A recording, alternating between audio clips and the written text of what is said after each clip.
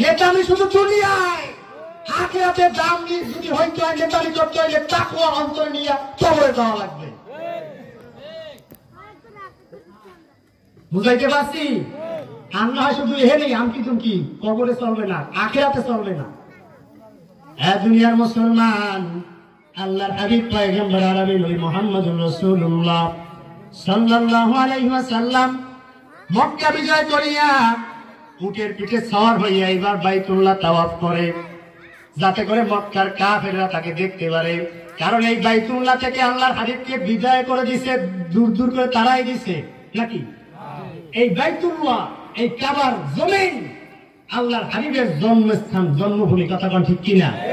এই জমিনে আল্লাহর হাবিবের শৈশবকাল কাটছে, এই জমিনে আল্লাহর হাবিবের কৈশোর বয়স কাটছে, এই জমিনে তার যৌবনকাল কাটছে, এই জমিনে হাজারো স্মৃতি আল্লাহর হাবিবের। তার পিতামাতার জন্মভূমি, পিতামাতার প্রত্যেক ভূমি আছে এই মক্কার জমিন।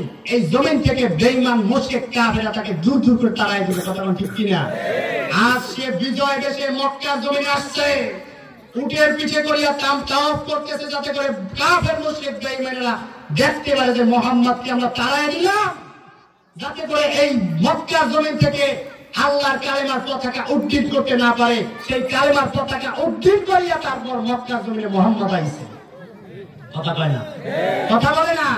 হে দুনিয়ার মুসলমান, আবু জাহেলের গোষ্ঠী মক্কার জমিন থেকে আল্লাহর হাবিবকে বিতাড়িত করছে, মক্কার জমিনে থাকতে দেয় নাই, মক্কার জমিনে ইসলামের দাওয়াত দিতে দেয় নাই, কালেমার পতাকা উড্ডীন করতে যাতে না পারে সেই জন্য মক্কার জমিন থেকে বের করে দিয়েছে। ঠিক তেমনি ভাবে ফিরআউনের নানি আবু জাহেলের উত্তরসূরি স্বৈরাচার বাংলার জমিন থেকে সমস্ত উলামায়ে কেরামদেরকে বাংলার জমিন খালি করে ফেলাইতে চাইছে। কথা ঠিক কিনা? হাজার হাজার উলামায়ে কেরামদেরকে জেলের মধ্যে ঢুকিয়ে দিতে, যাতে করে বাংলার জমিনে কোরআনের আওয়াজ দিতে না পারে। কথা ঠিক কিনা?